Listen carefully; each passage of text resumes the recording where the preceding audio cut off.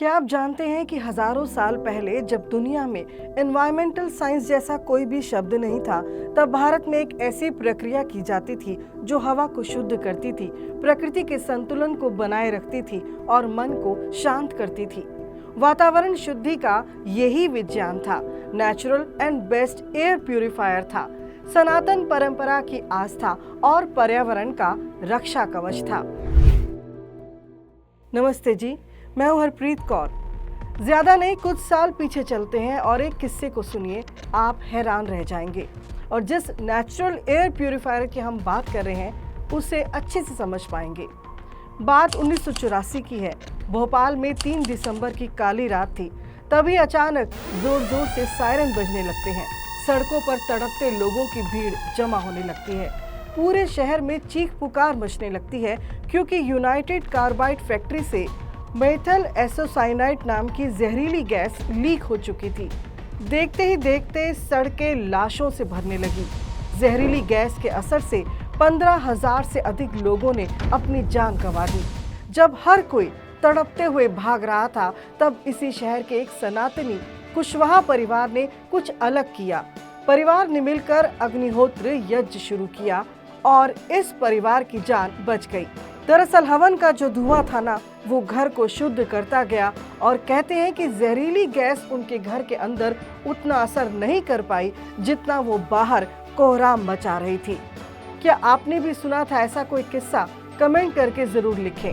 हवन या यज्ञ भारतीय संस्कृति और सनातन परंपरा का एक अत्यंत महत्वपूर्ण हिस्सा रहा है, लेकिन एक दौर वो भी था जब यज्ञ हवन की परंपरा को समाज द्वारा बिना समझे कभी अंधविश्वास या आडंबर कह दिया जाता था, तो कभी केवल उच्च वर्ग द्वारा किए जाने वाला कर्मकांड। लेकिन भ्रांतियों को दूर करके आधुनिक युग में यज्ञ की महिमा और गौरव को अगर किसी ने समझाया था तो वे थे महर्षि दयानंद सरस्वती।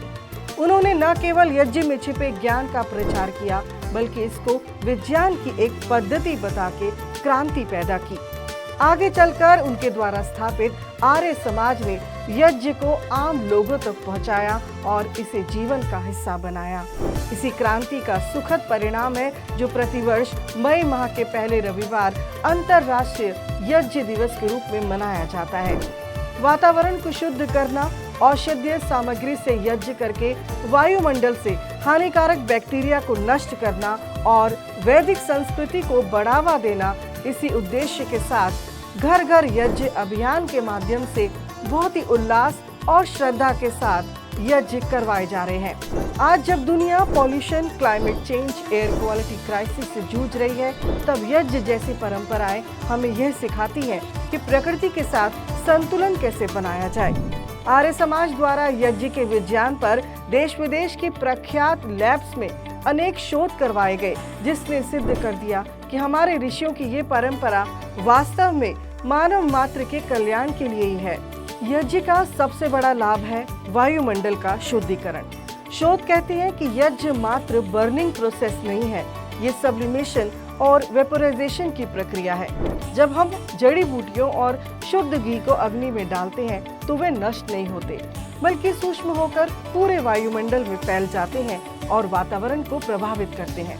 पर्यावरण को शुद्ध करने का इससे सस्ता और प्रभावशाली कोई दूसरा एयर प्यूरिफायर बना ही नहीं है। देखिए ये इंफोग्राफ। आर्य समाज द्वारा करवाए गए यज्ञ अनुसंधान में पाया गया कि यज्ञ से पहले, यज्ञ के दौरान और यज्ञ के बाद प्रदूषण के सूक्ष्म कण PM 2.5 की मात्रा में कितना अंतर आ गया। इसी तरह कुछ ही घंटों में PM 10 भी वहां गिर गया जहां यज्ञ हुआ था। अगला ग्राफ हमें बता रहा है कि यज्ञ करवाने से कार्बन मोनोऑक्साइड गैस का स्तर कितना नीचे गिर जाता है। इसी तरह पर्यावरण के लिए सबसे खतरनाक समझे जाने वाली गैस कार्बन डाइऑक्साइड की मात्रा वहां बहुत ही कम हो जाती है जहां यज्ञ हुआ हो। इंडोर और आउटडोर दोनों जगह हवन से पहले क्या स्थिति थी और हवन के दौरान ये गैस कितनी थी और फिर हवन के बाद कितनी रह गई, आप साफ देख सकते हैं। लैब स्टडी साफ बता रही है कि यज्ञ वातावरण में प्रदूषण को कम करने में पूर्णतः सक्षम है। रिसर्च कहती है कि यज्ञ में उपयोग होने वाली सामग्री जैसे गूगल, कपूर और चंदन इत्यादि विभिन्न जड़ी बूटियां जब जलते हैं तो उनसे निकलने वाला धुआं हवा में मौजूद हानिकारक बैक्टीरिया और फंगल को 90% तक खत्म कर देते हैं। देखिए एयर सैंपल में बैक्टीरियल काउंट का लेवल, यज्ञ से पहले हवा में कितने बैक्टीरिया थे और धीरे धीरे यज्ञ होने के बाद एक पर्टिकुलर जगह की हवा कितनी शुद्ध हो जाती है। इसी तरह फंगल तो ना के बराबर हो गई। ये आंकड़े एक कमरे में किए गए यज्ञ से पहले, उस दौरान और बाद के हैं। शोध ये भी कहते हैं कि गाय का शुद्ध घी अग्नि के संपर्क में आने पर ऑक्सीजन के अणुओं को एक्टिवेट करता है, जिससे हवा की गुणवत्ता अर्थात एयर क्वालिटी इंडेक्स में सुधार होता है। वैज्ञानिकों ने पाया है कि जहां नियमित यज्ञ होता है वहां रेडिएशन का प्रभाव कम हो जाता है।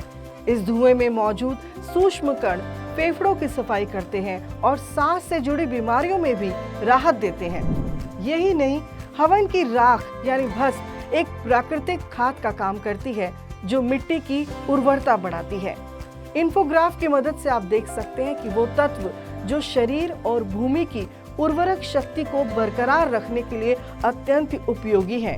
तो धुएं से मुंह फेरने वाले अब ये बात जान गए होंगे कि सही विधि से किया गया यज्ञ हवन कहीं भी एयर पोल्यूशन का कारण नहीं बनता, अपितु एयर फिल्टर का कारक जरूर बनता है।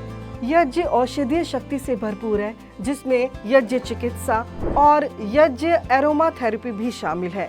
जी हाँ, यज्ञ से निकलने वाली सुगंध मस्तिष्क के लिम्बिक सिस्टम पर असर डालती है, जिससे स्ट्रेस और डिप्रेशन कम होता है। वेद मंत्रों की लय मस्तिष्क को शांति प्रदान करती है, एकाग्रता बढ़ाती है। इसी तरह सामूहिक यज्ञ सामाजिक जुड़ाव बढ़ाता है, सकारात्मक ऊर्जा का संचार करता है। कुरु स्वाहा ओम विश्वानि देव सवित्र धोरेतानि पराशुव यद्भद्रं तन्नयासुव स्वाहा। यज्ञ थेरेपी के लाभ को आज दुनिया मान रही है। दुनिया के कई देशों में अग्निहोत्र यज्ञ पर शोध हो रहे हैं। आज भी विश्व के हर समुदाय में किसी न किसी रूप में धार्मिक और शुभ अवसरों के आरंभ में अग्नि को प्रज्वलित करने की जो परंपरा है वह प्राचीन यज्ञों का ही बदला हुआ रूप है। हाँ, ये अवश्य कह सकते हैं कि स्वयं उन्हें जानकारी नहीं है कि वे यज्ञ ही कर रहे हैं। ओलंपिक की मशाल हो या किसी बड़े इवेंट में दीप प्रज्वलन अग्नि को साक्षी मानना यह साबित करता है कि पूरी दुनिया अनजाने में ही सही इसी यज्ञ परंपरा का सम्मान कर रही है। आज यज्ञ कॉन्शियस लाइफस्टाइल प्रैक्टिस बन रहा है, जहां साइंस और कल्चर एक साथ चलते हैं। जो कल तक पाखंड था, तंत्र मंत्र का प्रतीक था, आज वही वैज्ञानिक क्रांति है और इसका श्रेय जाता है आर्य समाज को। जात पात और लिंग भेदभाव के बिना आज हर घर में यज्ञ हो रहा है। यज्ञ का अर्थ केवल अग्नि में आहुति देना नहीं है। वेदों में यज्ञ का अर्थ है त्याग, समर्पण, साझा कल्याण, यानी जो हम लेते हैं उसका कुछ हिस्सा समाज और प्रकृति को लौटाना ही यज्ञ है। तो इस तरह यज्ञ एक विचार है, प्रकृति के साथ संतुलन का, स्वयं को शुद्ध करने का और समाज को जोड़ने का। यज्ञ को समझना अतीत में लौटना नहीं, बल्कि भविष्य को सही दिशा देना है। अगर आप इस बात से सहमत हैं तो इस वीडियो को लाइक के साथ शेयर जरूर करें और अपने विचार कमेंट के रूप में लिखें। और हाँ, अगर आप भी यज्ञ करवाना चाहते हैं तो दी जा रही कॉन्टैक्ट डिटेल्स को नोट कर लीजिए। धन्यवाद।